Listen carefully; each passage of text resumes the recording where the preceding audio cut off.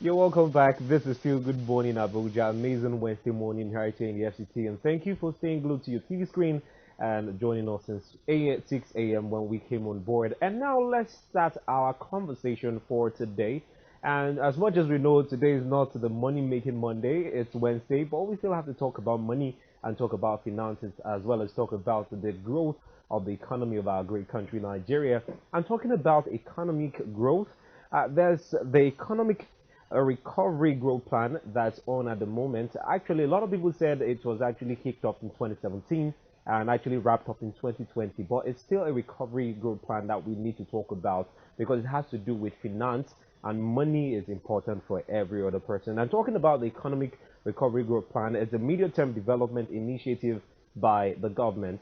And today we will know much more about this economic recovery plan put in place by the federal government of Nigeria and how it relates to you, okay, the common man, and even you are in the higher cadre of the society, how you can tap into this and how you can make the economy better. So talking about this alongside myself, I have the CEO of Bratim, Tejan Ibrahim. He's here with us. And in case you don't know what Bratim does, they are a consulting organization developing solutions, especially financial solutions for individuals as well as organizations. So he has, the ground to talk about this, and we'll be talking more about this plan. Good morning, Tejan. Great to have you. Good morning, presenter. Good So to be here. let's talk about it because I know why I mentioned the economic recovery growth plan because it has to do with business, that has to do with money. And you're talking about the economic recovery growth plan. It hinges on four indices. Although it's a medium-term development program, not a long-term program. I started, a few years back and wrapped up in 2020. So this economic growth plan hinges on four, tentacles that we need to talk about. One of them is the most important one, which we'll be talking about. First of all, it has to do with stabilizing the macroeconomy, and also it has to do with achieving agriculture and food security, as well as ensuring in energy sufficiency in power and product service. Now, the important one that has to do with us and that relates with us is drive industrialization and focusing on SMEs. So that's the one we'll be talking about most importantly this morning on Good Morning Abuja. So first of all, talking about the distribution of this economic growth plan, how far has it been? Have we really achieved all these points I mentioned, considering how long, despite the fact that it's just a medium-term development plan? Uh, Thank you for having me. I need to first of all take us back. Yes, you said four areas, but I will start with the objective, the key strategy objective of ERGP. Basically, economic recovery, as in recovering growth for the economy, investing in people, and you know, the third one has to do with in terms of infrastructure. So if I look at this, you now see that the power thing you actually mentioned, you talk about the SMEs you talk about. Now there are key targets in this 4 years medium term plan. One of them is actually that inflation to be around 11.23% at the end of that was close to 18% then to be about single digit by the end of 2020. The GDP growth rate should be about 7% at the end of 2020, and crude oil production should be about 2.5 million barrel per day, by the end of 2020. Now, the truth is, yes, if you look at these indicators, definitely none of them would actually achieve. In fact, instead of achieving, we actually a huge decline because we enter recession, you know, by the second quarter of 2020. But that's not to say that there are not some improvements. There are not some achievements we've made over these last 4 years. Now, like you said, our focus is about SME, which I actually am one of them, actually. So my business is still part of the small and medium, size company. But the truth is, if you look at it, something has come up from the ERJP. So it's a 4 years plan that ended in 2020. We now have a sustainability plan that actually more or less like taking over what the targets what we wanted to achieve.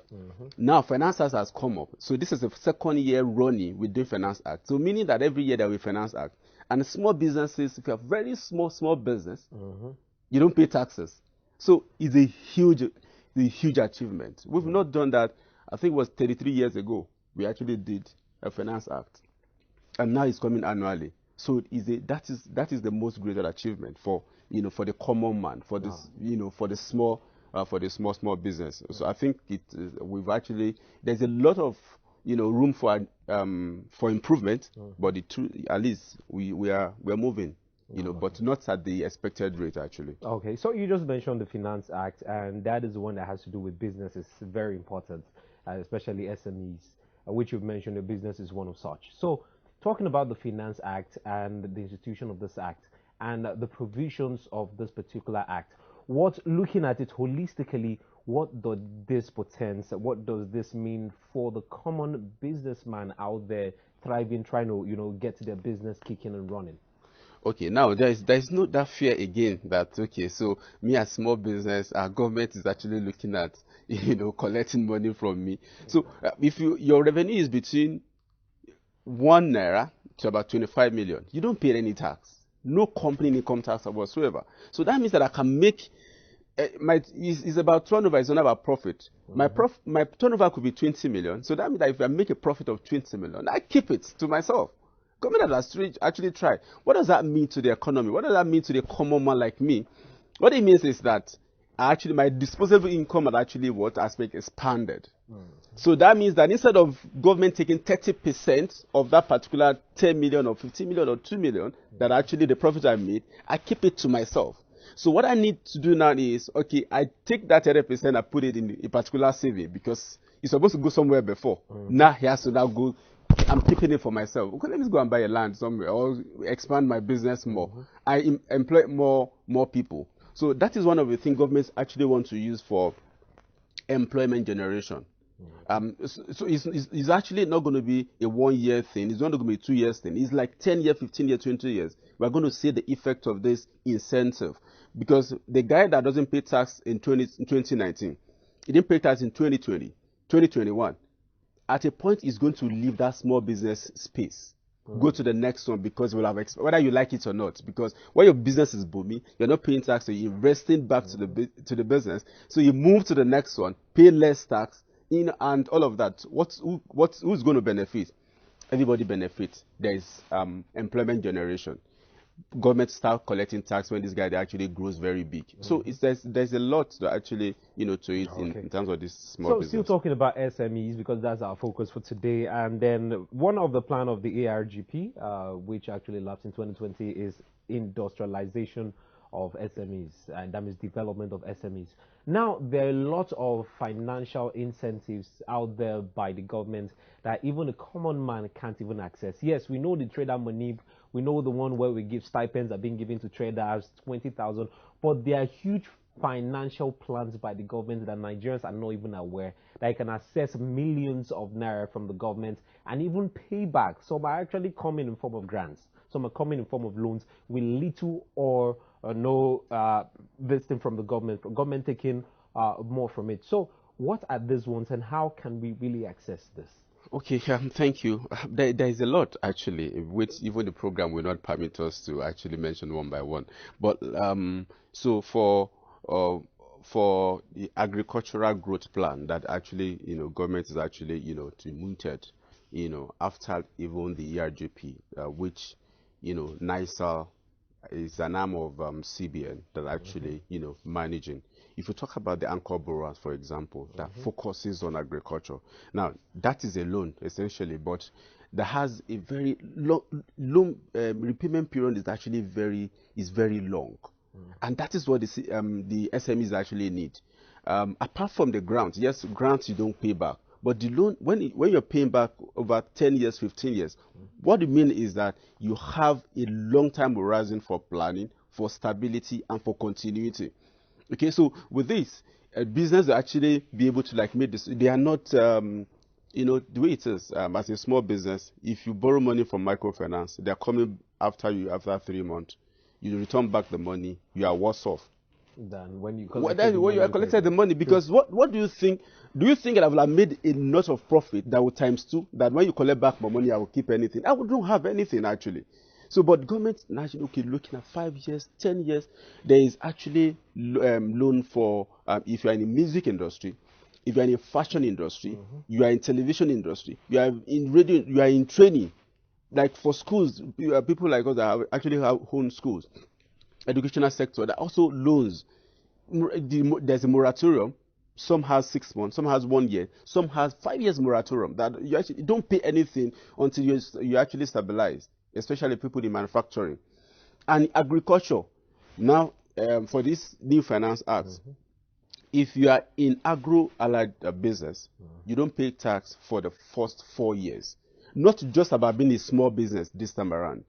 You actually you for the first 4 years and another 2 years. So that's about 6 years Wow.